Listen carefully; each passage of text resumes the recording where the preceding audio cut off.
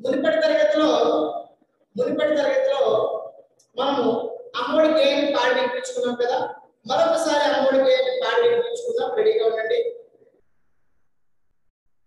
అమ్మఒడి చదువుల బడి మాయమ్మఒడి నాకొక గుడి. అమ్మఒడి చదువుల బడి మాయమ్మఒడి నాకొక గుడి. అమ్మ చూపును వరబడి దైవము కంటెను త్వరపడి. అమ్మ చూపును వరబడి దైవము కంటెను త్వరపడి.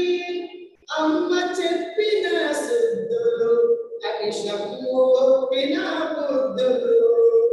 అమ్మ చెప్పిన శుద్ధులు అనిశము ఒప్పిన బుద్ధులు. అమ్మఒడి అమ్మఒడి చదువుల బడి మాయమ్మఒడి నాకొక గుడి. అమ్మ పెదవుల హాసము నిత్యము మాకు వికాసము.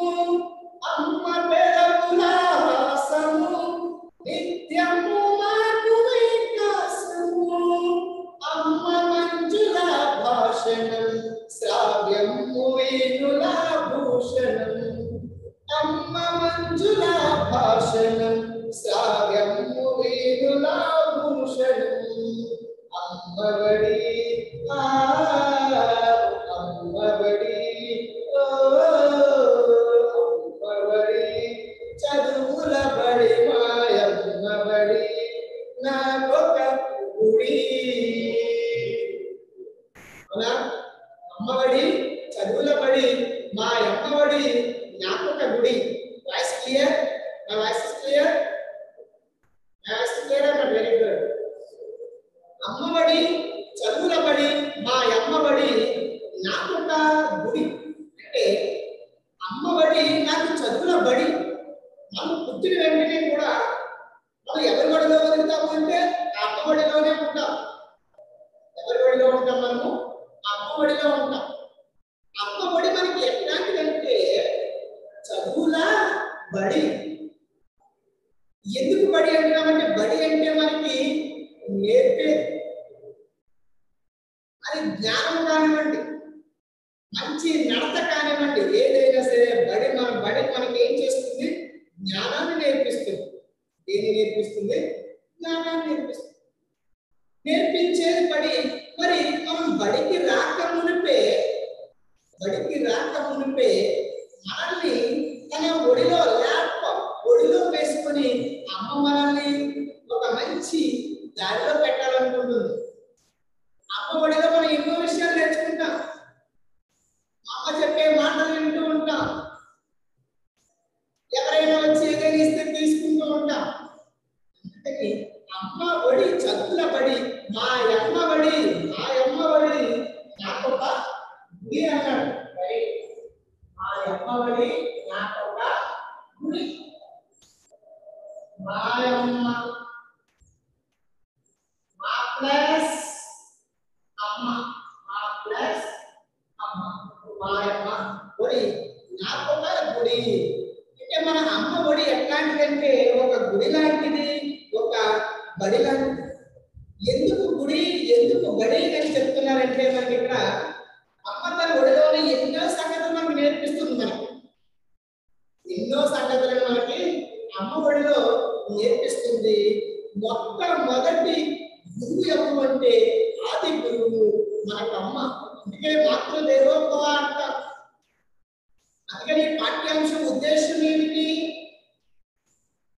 తల్లి ఆది గురువు, జ్ఞానాన్ని పెంచేటువంటి ఆది గురువు అయినటువంటి మాతృమూర్తిని గౌరవించడం ఎలాగో తెలుపుతుంది. అలాగే అని చెప్పేసి మనం చెప్పుకుంటాం కదా. అమ్మఒడి చదువుల బడి మాయమ్మఒడి నాకొక గుడి. అమ్మఒడి మనకి చదువుల బడి. అలాగే మన అమ్మఒడి మనకి గుడితో సమానం. ఆ గుడిలో వెళితే ఎంత ప్రశాంతంగా ఉంటుందో, ఏదో దివ్య లోకాలలో దేవుని సన్నిధిలో నిజంగా ఆ దేవుడే మనతో ఉన్నాడు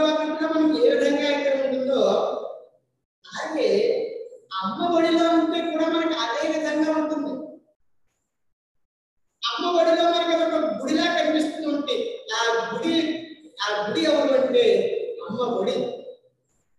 ఆ ఒడిని పట్టేది ఎవరంటే దేవత, మాతృమూర్తి, మాతృదేవత, అదే మన తల్లి. ఆ తల్లి మనకి తన ఒడిలో ఎన్నో సంగతులు నేర్పించి మనకి ఆది గురువు అయింది. అలాగే తన ఒడిని ఒక గుడిలాగా చేసి మనల్ని ఆ ఒడిలో పెట్టి కాపాడేటువంటి వారు ఎవరు అంటే తల్లి. అందుకనే అమ్మబడి చదువుల బడి మాయమ్మబడి నా గొప్పడి అని కవి అన్నాడు. అంటే అర్థమేంటమ్మా? అమ్మఒడి అంటే మా అమ్మఒడిలో నేను ఎన్నో సంగతులు నేర్చుకుంటాను. నా మొదటి గురువు ఎవరు అంటే అమ్మా అని ఈ వాక్యం యొక్క అనగా ఈ రెండు పాదాల యొక్క భావం. అర్థమైందా? మూడో పాదం చూడండి ఒకసారి. అమ్మ చూపును వరబడి దైవము కంటెను పొరపడి.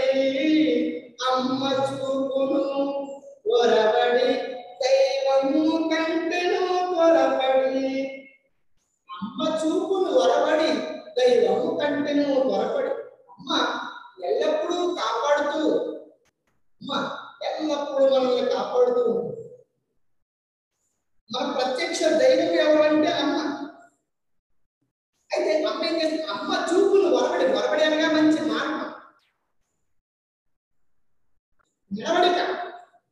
అమ్మ చూపులు వరబడి దైవము కంటెను పొరపడి. అమ్మ ఏం చేస్తుందంటే పుట్టిన తర్వాత మనల్ని బాగా చూసుకుంటుంది. తర్వాత ఏం చేస్తుంది?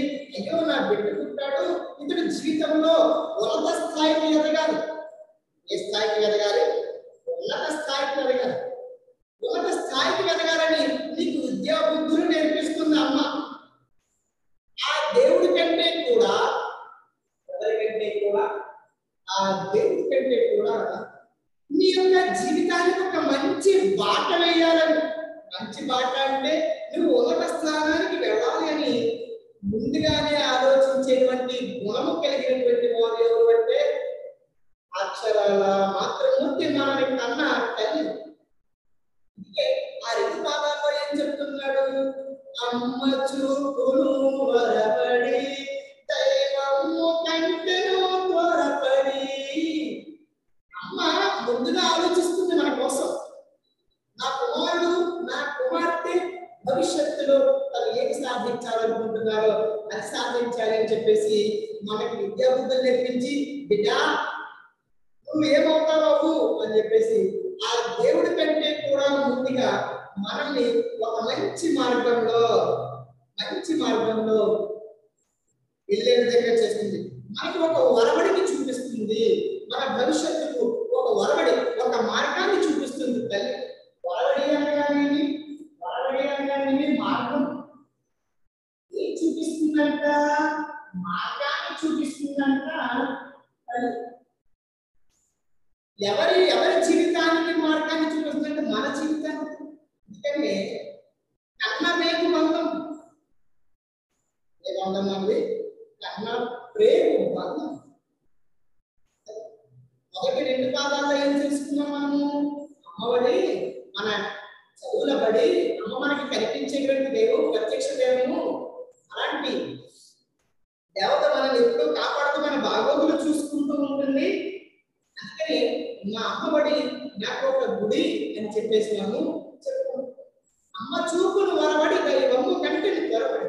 అమ్మ చూపు అంటే ఇక్కడ ముందస్తుగా ఆలోచించడం. చూపు అంటే ఆలోచన విధానం. ఎట్లా? ముందస్తుగా ఆలోచించడం. ఏం ఆలోచిస్తుంది ముందస్తుగా? ఆ దేవుడి కంటే కూడా ముందుగా ఆలోచిస్తున్నామా? మనకు ఒక మంచి భవిష్యత్తుని ఇవ్వాలని. అంటే దిశ అంటే కదా, మనకు మంచి భవిష్యత్తుని ఇవ్వాలని చెప్పేసి అమ్మ ముందుగానే అనుకుంటుంది. అందుకనే ఆ రెండు పాదాలు చెప్తారు. అమ్మ చూపును వరబడి దైవము కంటెను త్వరపడి. అమ్మ చెప్పిన శుద్ధులు ఒప్పిన బుద్ధులు.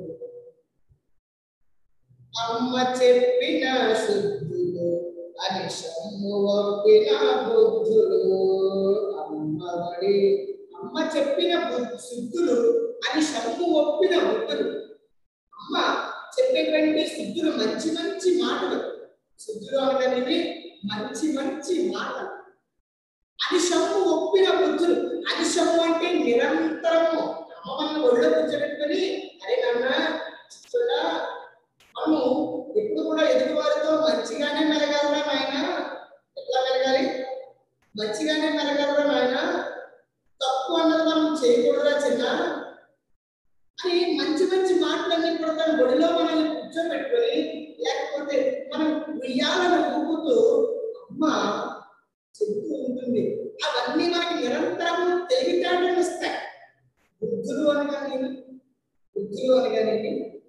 నిరంతరం తెలివినిస్తాయి మనకి. అనిశము అంటే నిరంతరము. అనిశము అనగా నిరంతరం.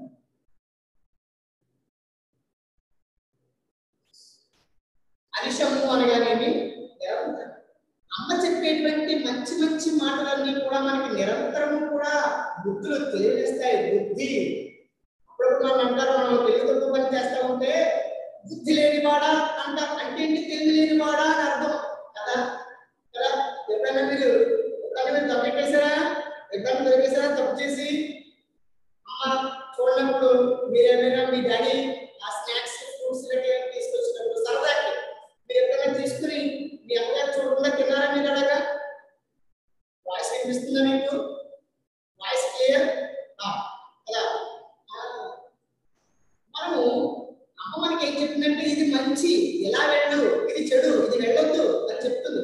మనకి భవిష్యత్తులో అవన్నీ అమ్మ చెప్పినటువంటి మాటలన్నీ కూడా మనకు ఉపయోగపడతాయి. అమ్మ చెప్పినటువంటి మాటలన్నీ కూడా మనకి ఏం చేస్తాయేమో ఉపకరిస్తాయి, తెలివినిస్తాయి. అమ్మ చెప్పే మాటలు మనకు నిరంతరం. తెలివి అంటే తెలుసుకోనేటువంటి దాన్ని తెలివి అంటాం. తెలుసుకోనిది తెలుసుకోవడానే విద్య, చదువు, జ్ఞానము తెలుసుకోవడం. జిజ్ఞాస తెలుసుకోవాలనే కోరిక మనకి.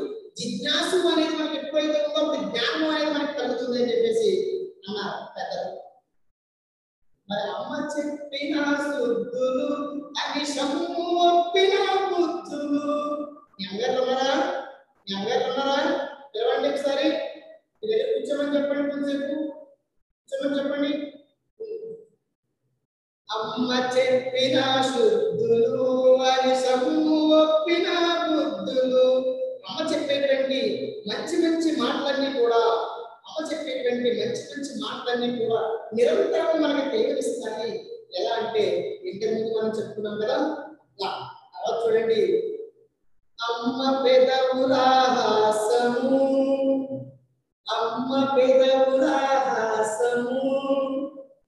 నిత్యము మాకు వికాసము. అమ్మ పెదవుల హాసము, నిత్యము మాకు వికాసము. అమ్మ పెదవుల హాసము నిత్యము మాకు వికాసము. అంటే అమ్మ పెదవులపై చిరునవ్వు. హాసము అంటే నవ్వు. హాసము అనగానే అమ్మ పెదవులపై చిరునవ్వు. హాసము అనగా నవ్వు.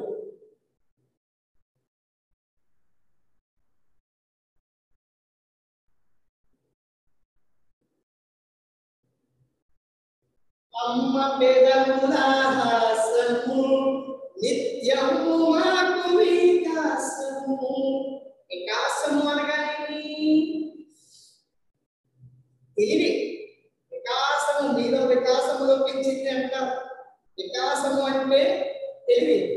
అమ్మ పెదవుల హాస్యము నిత్యము మాకు వికాసము.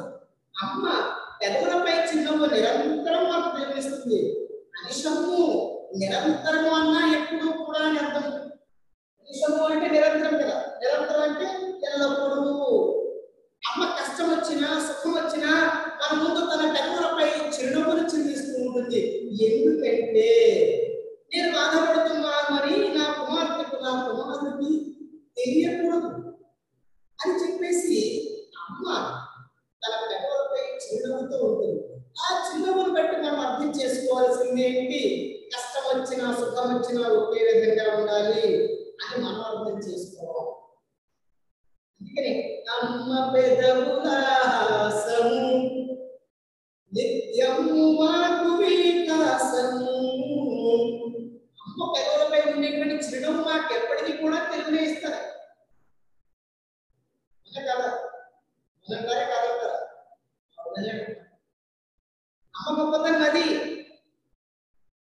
ముందుగానే దేవుడి కంటే కూడా ముందుగానే మనకు ఒక మంచి మార్గాన్ని ఇస్తుంది భవిష్యత్తు కోసం.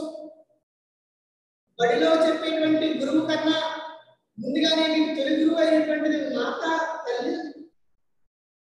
కనిపించినటువంటి ఆ భగవంతుడి కంటే కనిపించేటువంటి మన తల్లిదండ్రుల్లో మన తల్లి దేవత. దేవత తన గుడిలో పెట్టుకొని మనల్ని ఆ యొక్క బాగోగులు చూసుకుంటుంది. జ్వరం వచ్చినా ఏమొచ్చినా సరే, అయ్యో నా బిడ్డకి ఏమైందని చెప్పేసి కంగారు పడిపోతూ ఉంటుంది. మనకి ఏం చేయాలో కూడా తెలియదు. కనిపించిన భగవంతుడు వచ్చి మనకి హాస్పిటల్ తీసుకెళ్తాడా? కనిపించిన భగవంతుడు వచ్చి ఆకలి అంటే అన్నం పెడతాడా? కనిపించేటువంటి ఆ తల్లి నువ్వు అడగట మునిపే ఏం పెడుతుంది? నీకు ఆహారాన్ని పెడుతుంది. నీకు ఏం కావాలన్నా ముందుగానే తను ఆలోచిస్తుంది. నీ యొక్క మేధా సంపత్తి, నీ యొక్క మనస్సును ఆయన ఎరిగి తను ముందుగానే కనిపించేసుకోవచ్చు. అందుకని ప్రత్యక్ష దైవం అని ఎవరిని అన్నారంటే తల్లి. తల్లిదండ్రులు మన ప్రత్యక్ష దైవాలు కదా. అమ్మ చెప్పేటువంటి మాటలు మన మంచికే దేవుడు ఇస్తాయి. అమ్మ నవ్వు మనకి నిరంతరము దేవుడు ఇస్తుంది. అదే అమ్మ మంజుల భాషను శ్రావ్యము వేణుల భూషణం. అమ్మ అమ్మ మంజుల భాషను శ్రావ్యము వేణుల భూషణం. అంటే అమ్మ మంజుల భాషను, అమ్మ అందమైనటువంటి భాషణం అంటే మాట. అమ్మ ఏమని మాట్లాడుతుంది మనతోటి? అరే పుచ్చికొండలు, అరే చిచ్చుకొండలు, అరే నాన్న, మా చిచ్చు తల్లి, నా బుజ్జి కదు, నా గజ్జి కదు, నా చిచ్చు పుచ్చు పూచి అంటుందా? అమ్మ పక్కనే ఉన్నారా మీ అమ్మగారు? పక్కనే ఉన్నారా? పిలవండి. అందుకే పిలవని చెప్పేస్తాను. అమ్మ 5 నిమిషాలు మీతో పాటు కూర్చోబెట్టండి. పిలవండి. నా బుచ్చులు, నా చిచ్చులు, చిచ్చి మమ్మీ అమ్మ అంటుంది. మనం అందంగా పిలుస్తుంది. నా చిట్టికొండ, బుచ్చికొండ, గజ్జికొండ అని పిలవనుకోండి, ఏదో సరదాగా అమ్మ మంజుల భాషను శ్రావ్యము వేణుల భూషణం. అమ్మ అందమైనటువంటి మాటలు. భాషణం అనగా మాట. భాషణం అనగానేమి మాట. కొంతమంది మాట్లాడుతుంటే మన చెవులకి వినిపించవు. అందులో మొట్టమొదటిగా తిట్లు. ఉపాధ్యాయులు తిట్టినా, అక్కోలు తిట్టినా, ఇంట్లో వాళ్ళు మనల్ని దూషించినా సరే మన చెవులకి పెద్దగా వినిపించవు. చెవులు మూసేసుకుంటూ ఉంటాం. అవునా? అలవాటు. అవునా? అవును, కరెక్టే. ఏం చెప్తున్నా చూడండి. అమ్మ అంటే ఎవరు? తల్లి.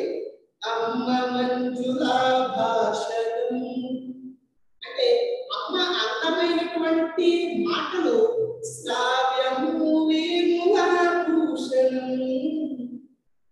అమ్మ అందమైనటువంటి మాటలు వినడం వల్ల శ్రావ్యము అనగా చెవులకు. శ్రావ్యము అనగానేమి చెవులకు.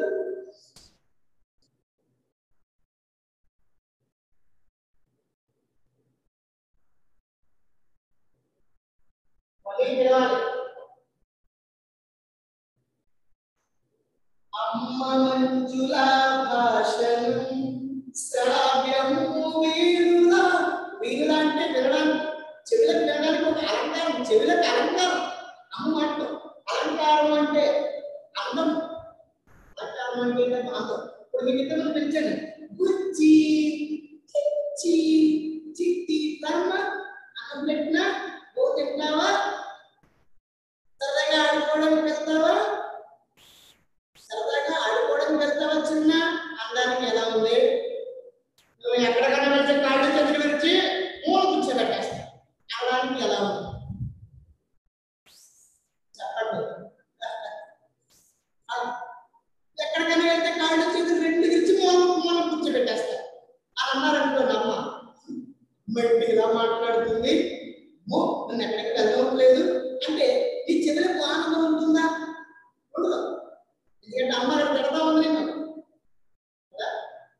అని నన్ను ఆడుకోనన్న కుర్చీ గజ్జి అన్నాడు. అది బాబా ఎంత ఆనందం మనకు. పట్టరాని ఆనందం, పట్టరాని అదే అమ్మ మంజుల భాషను శ్రావ్యము వీణుల భూషణము. అమ్మ మాట్లాడేటువంటి మంచి మంచి మాటలు వింటుంటే మన చెవులకే అలంకారం. చెవులకు అలంకారం అంటే ఏంటో చెప్తాను వినండి. ఇప్పుడు ఆడపిల్ల అనుకోండి, చెవులకు కమ్మెలు పెట్టుకుంటారు, దిద్దులు పెట్టుకుంటారు, అవునా? అవి పెట్టుకోవడం వల్ల ఈ చెవులోనే అత్యద్భుతంగా కనిపిస్తూ ఉంటాయి, అందంగా కనిపిస్తూ ఉంటాయి. అలంకారం కోసం పెట్టుకుంటారు. అలంకారం అంటే అందం, అలంకారం అంటే ఏదమ్మా అందంగా శోభి అనగా అలంకరించబడడం. మరి నీ చెవి అనేది ఏదైనా ఒక బంగారు వస్తువుతో అలంకరించబడితే తయారు కాబట్టి పెట్టుకుంటే ఈ చెవి అనేది చాలా అందంగా ఉంటుంది, చెవి అలంకారంగా ఉంటుంది. ఇక్కడ అమ్మ మాట్లాడేటువంటి మాటలు బంగారు వస్తువులతో సమానం, బంగారు జూకాలతో సమానం, బంగారు దుద్దులతో సమానం. ఆ బంగారం పెట్టుకుంటే చెవులకు ఎంత అందంగా ఉంటాయో అమ్మ మాటలు వింటూ ఉంటే కూడా అది చెవులకు అలంకారంగా ఉంటుందని కవి ఎంత అద్భుతంగా చెప్పాడు చూసారా. చాలా అద్భుతంగా చెప్పాడు. అంటే అమ్మ మాట్లాడేటువంటి మాటలు అట్లా ఉంటాయి. మనం ఎదగాలి అన్నట్టుగానే ఉంటాయి, కానీ మనం ఎప్పటికీ కూడా దిగజారిపోవాలి అనే విధంగా అమ్మ ఎప్పుడు కూడా మాట్లాడదు. అమ్మ మంజుల భాషను శ్రావ్యము వీణుల భూషణము. అమ్మ మంజుల భాషను శ్రావ్యము వీణుల భూషణము. అమ్మ మాట, అమ్మ అందమైనటువంటి మాటలు మన చెవులకే అలంకారము. ఎవరికి అలంకారం అంట? మన చెవులకే అలంకారం అని చెప్పేసి కవి అత్యద్భుతంగా చెప్పడము జరిగింది. అమ్మ హృదయ అనురాగము దివ్యము భవ్యము యోగము. అమ్మ హృదయ అనురాగము దివ్యము భవ్యము యోగము. అమ్మ చల్లని కరములు దానమునకు ఆకరములు. అమ్మ చల్లని కరములు దానమునకు ఆకరములు. అమ్మ చరణ తలములు క్షేమము పండు పోలములు. అమ్మ చరణ తలములు క్షేమము పండు పోలములు. అమ్మవడి అమ్మవడి ఓ అమ్మవడి చదువుల బడి నాయమ్మవడి నాకొక గుడి. చూడండి, అమ్మ హృదయ అనురాగము దివ్యము భవ్యము యోగము. అమ్మ హృదయ, అమ్మ మాతృమూర్తి యొక్క హృదయ అనగా హృదయం, హృదయ అనగా హృదయం.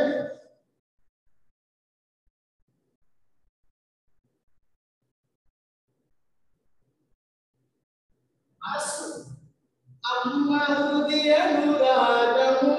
అమ్మ హృదయము, అమ్మ హృదయము అనురాగము దివ్యము భవ్యము యోగము. దివ్యమైనది. అమ్మ హృదయం నిండా ఏది నిండి ఉంటుందంటే అనురాగం నిండి ఉంటుంది, ప్రేమ. భాగవతమున భక్తి, భారతములో యుక్తి, రామ కథయ రక్తి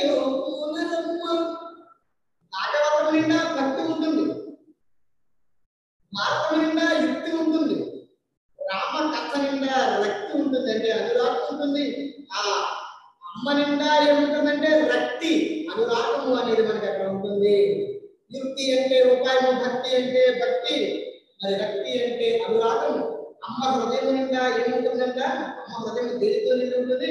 అనురాగం, ప్రేమ, ఆప్యాయత, జాలి, కరుణ ఉంటాయి. అందుకనే చిన్న దెబ్బ కూడా తగలకుండా మిమ్మల్ని ఎంతో అల్లారు బుద్ధిగా పెంచుకుంటూ ఉంటారు. ఏ అమ్మ గొప్పతనం? అమ్మ గొప్పతనం అంటే దివ్యము భవ్యము యోగము. దివ్యమైనది, ఉత్తమమైన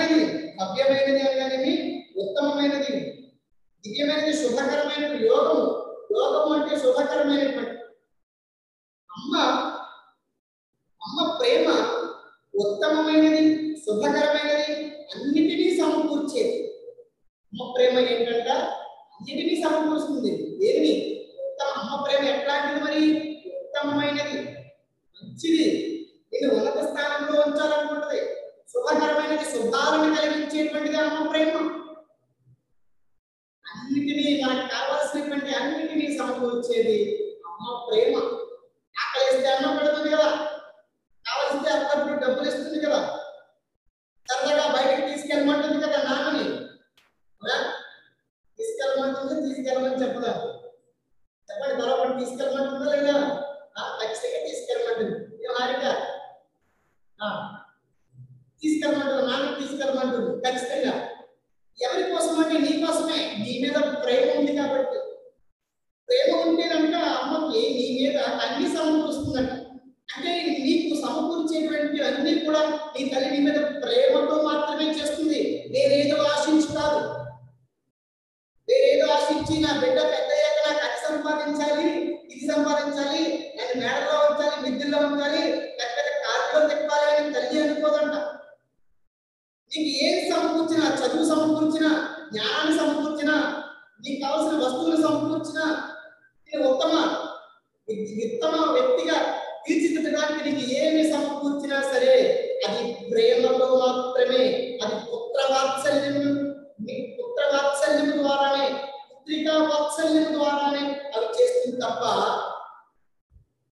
రుణము సంపాదించుకోవడానికి కాదు. నువ్వు పొద్దున గొప్పవాడైపోయాక నీ నుంచి ఏదో ఆశించడానికి కాదు. నీ భారాన్నంతా తను మోస్తుంది. కడుపులో 9 నెలలు మోసింది. నువ్వు 20 సంవత్సరాలు వచ్చేటప్పుడు నిన్ను తల్లిదండ్రులు మోస్తానే ఉంటా. అలా ఏంటి సార్ ఎప్పుడు తల్లి గురించి చెప్తున్నారు, మరి తండ్రి గురించి చెప్పారంటే తండ్రి కూడా ఇద్దరు ఒక బండి నడవాలంటే 2 చక్రాలు కూడా ఉండాలి. సంసారం అనేటువంటి కుటుంబం, సమాజంలో కుటుంబం నడవాలంటే తల్లిదండ్రులు ఇద్దరు కూడా ఉండాలి. నాన్న కనిపించకుండా చేస్తాడు, అమ్మ అన్ని కనిపించడంటే చేసే ప్రతి పని అమ్మ ద్వారానే చేపిస్తాడు నాన్న. అందుకని నాన్న మనం ఎప్పుడు కూడా నిందించుకో. నాన్న కూడా ఏమిచ్చావని నిందించకురా నాన్నని, ఈ భూమి మీద ఏ సిరిమిచ్చురా బానిచ్చి జన్మని. ఏదైనా గాయం అవగానే అమ్మ అనడం సహజం. ఇదే గాయమైంది అనుకోండి, అమ్మ అంటాం దెబ్బ తగిలితే. అవునా? ఏదైనా అన్న కదా తలపండి. అవును, ఖచ్చితంగా అమ్మ అంటాం. ఏదైనా గాయం అవగానే అమ్మ అనడం సహజం. ఆ గాయం మానే ముందుకునే నా మనసుని గుర్తించం. దోనింగినే గాలిపటం నిన్నెగరేసేదే అమ్మ. మీ ఇద్దరికి ఆధారమై కనిపించని దారమే నాన్న. మీ ఇద్దరికి ఆధారమై కనిపించినటువంటి దారం ఎవరు అంటే నాన్న. ఇక్కడ నాన్న గురించి కూడా ఎందుకు చెప్పానంటే మా నాన్న ఫీల్ అవుతాడుగా, అన్ని అమ్మ గురించి చెప్తారు, నాన్న గురించి ఏం చెప్పట్లేదు తెలియదు సార్ అని చెప్పేసి మళ్ళీ నాన్నగారు ఫీల్ అవుతారు అని చెప్పేసి. కానీ నాన్న ఫీల్ అవ్వడం ఎందుకంటే ఈరోజు ఇలా మన ఉన్నత స్థాయిలోనూ ఇంత అద్భుతంగా చదువుతున్నాము, ఆన్లైన్ విద్యను కూడా మనం అందుకుంటున్నాము అంటే దానికి ఇద్దరు మూల కారణమే. కానీ పాఠ్యాంశం ప్రకారం ముందు మనం అమ్మ గురించి చెప్పుకుందాం. అవునా? అందుకని అమ్మ హృదయము రాగము దివ్యము భవ్యము యోగము. అమ్మ హృదయము రాగము దివ్యము భవ్యము. అమ్మ హృదయము, అమ్మ ప్రేమ ఉత్తమమైనది, శుభకరమైనటువంటిది, గొప్పది, అన్నిటినీ సమకూర్చేది అమ్మ ప్రేమ. ఇంకేం చెప్తున్నాడమ్మా? ఇంకేం చెప్తున్నాడు? అమ్మ చల్లని కరములు దానమునకు ఆకరములు. అమ్మ చల్లని కరములు దానమునకు ఆకరములు. అమ్మ చల్లని కరములు. చల్లని అనగానేమి? ఫ్రిడ్జ్లో పెట్టి చేతులు అనుకున్నారా? ఫ్రిడ్జ్లో పెడతారు చల్లగా ఉంటాయి. అలా అమ్మ చల్లని కరములు అంటే అమ్మ మేలైనటువంటి చేతులు. ఏదైనా అనగా గొప్పలైన అమ్మ మేలైనటువంటి చేతులు. చల్లని అనగా అర్థం ఏంటంటే మేలైన చల్లని కరములు దానమునకు ఆకరములు. అమ్మ చల్లని కరములు చేతులు దానానికి. కరములు అనగానేమి, కరములు అనగానేమి చేతులు. కరములు అనగానేమి చేతులు. అమ్మ చల్లని కరములు. దానము, దానం చేయడానికి ఆ కర్మలు నిలయాలి. ఆ కర్మలు అనగా నిలయాలి. అమ్మ చల్లని నేరేడు చేతులు దాన ధర్మాలకు నిలయాలి. ఎవరైనా వస్తే లేదనకుండా పంపిస్తుంది అమ్మ, లేదనకుండా పంపిస్తుంది. లోభిత్వము లేక దాన ధర్మ తలను కలిగినటువంటి వారు ఎవరు అంటే తల్లి. ఇక్కడ తల్లి యొక్క చేతులు నిజంగా గొప్పగా, ఎంత గొప్పగా వర్ణించాడంటే కవి అద్భుతంగా. ఏమని, అమ్మ మేలైనటువంటి చేతులు దానం చేసేటువంటి ఆ మేలైనటువంటి చేతులు దాన ధర్మాలకు నిలయాలి. దానం చేస్తే తల్లి చేతి మీదుగా చేయించాలి అక్కడ చెప్తున్నాడట. ఎందుకంటే అంత మేలైనవి కాబట్టి, మేలైనవి అంత మంచి అయినటువంటి కాబట్టి, ఎందుకంటే నిస్వార్థము లేనటువంటివి కాబట్టి, హృదయ నిండా ప్రేమ కలిగినటువంటి కాబట్టి, నా బిడ్డే కాదు ఆకలితో ఉన్నటువంటి బిడ్డ ఏ బిడ్డ అయినా నా బిడ్డ అనుకునేటువంటి మహా తల్లి ఎవరు అంటే అమ్మ. ఎవరు అంటే అందుకే అమ్మను మించి దైవం ఉన్నదా? మన మించి దైవం మనకి ఇక్కడ లేదు. అమ్మ చల్లని చేతులు దానములకు ఆ కరములు అనగా నిలయాలి. ఆ కరములు అనగా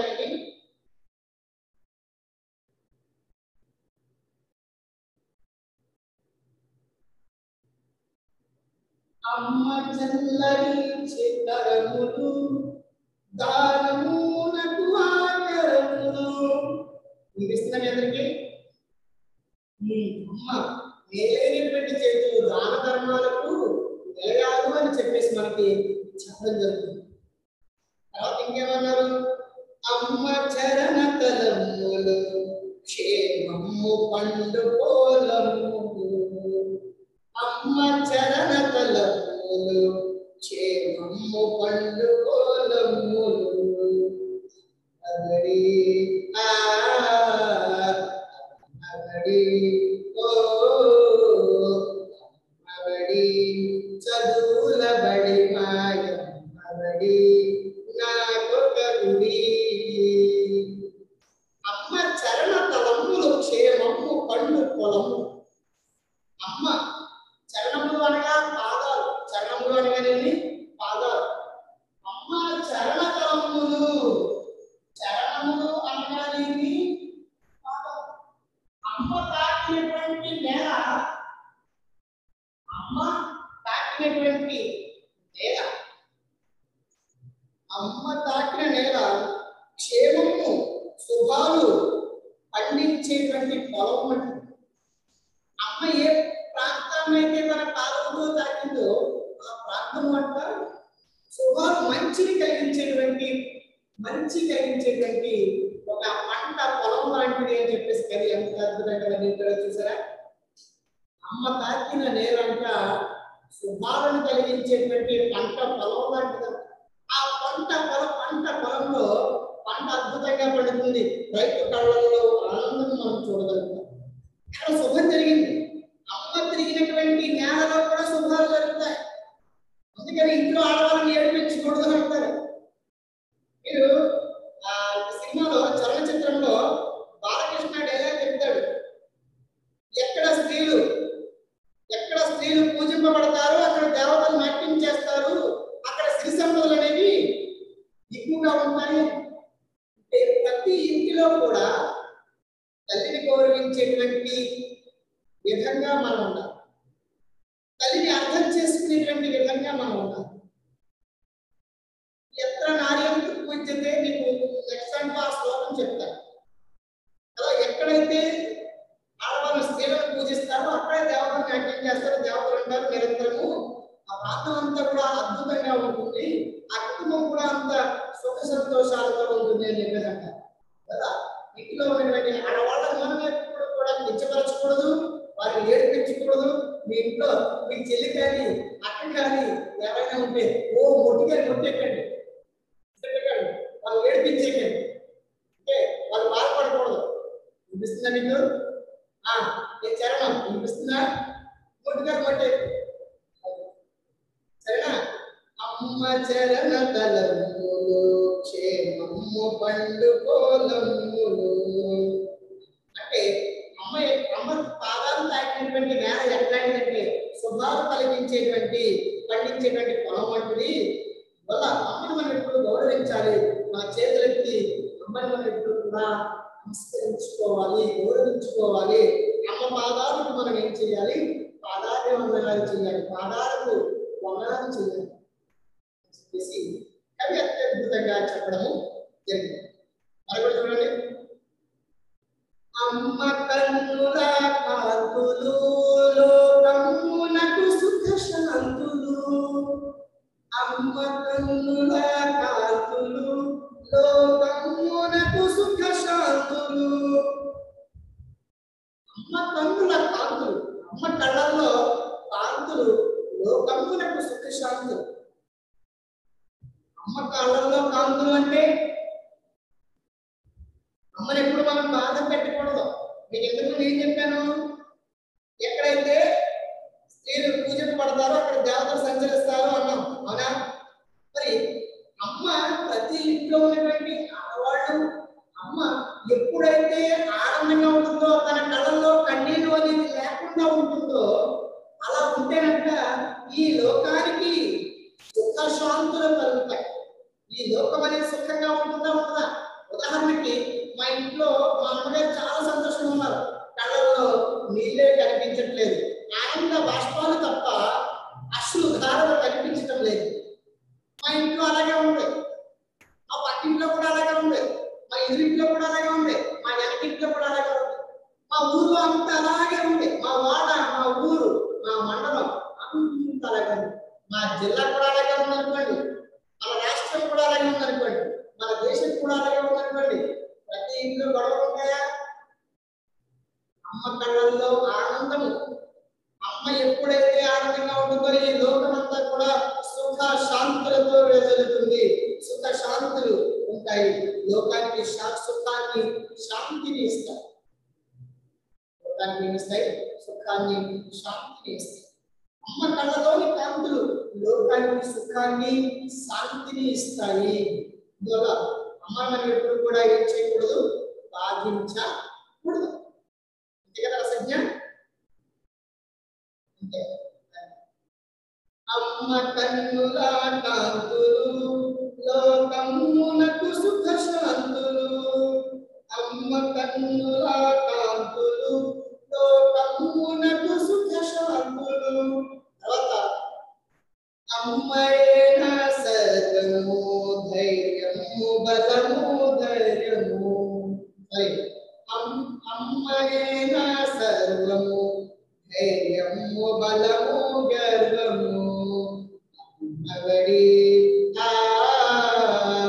అమ్మవడి ఓ అమ్మవడి చదువుల బడి మాయమ్మవడి నాకొక గుడి.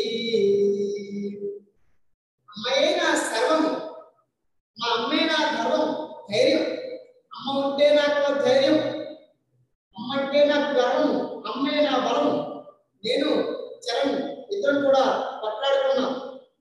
నేను చరణ్ ఇద్దరు పట్లాడుకుంటే రా చూసుకున్నా, మా అమ్మ ముందు నా వెనకాల, మా అమ్మతో చెప్తే మీ సంగతి అంటాను. నేను చరణ్ గారు నేను బాధపడుతున్నాడు, బాధపడుతుంటే నేను ఏం చేశాను? ఈ సంగతి చెప్తాను రా, మా అమ్మని తీసుకొస్తానని చెప్పేసి అన్నాను. నేను అంటే నేను ఎవరున్నారనేటువంటి ధైర్యంతో ఈ సంగతి చెప్తానన్నాను. అంటారు మా అమ్మ ఉంది అనేటువంటి ధైర్యంతో ఎవరిని తీసుకొస్తానన్నా నేను మా అమ్మని తీసుకొస్తాను, ఇక్కడే ఉండు నేను మళ్ళీ మా అమ్మని తీసుకొస్తానన్నా. అంటే మా అమ్మ ఉంది అనేటువంటి ధైర్యము, మా అమ్మే నా బలము అనేటువంటి ఆలోచనతో నేను ఏం చేశాను? ఇక్కడ అమ్మంటే అది నాకేం జరిగినా సరే మా అమ్మ నాతో ఉందనేటువంటి గర్వం మనలో ఉండాలి. నేను ఎవరైతే నిద్రలోకి వచ్చినా సరే మా అమ్మ నాతో ఉందనేటువంటి ధైర్యం మీలో ఉండాలి. నీలో బలం ఉండాలి. ఎందుకంటే మన సర్వస్వం ఎవరు అంటే అమ్మ. నా సర్వస్వం ఎవరు? అమ్మ. అందుకని అమ్మనే నా సర్వము, ధైర్యము, బలము, గర్వము.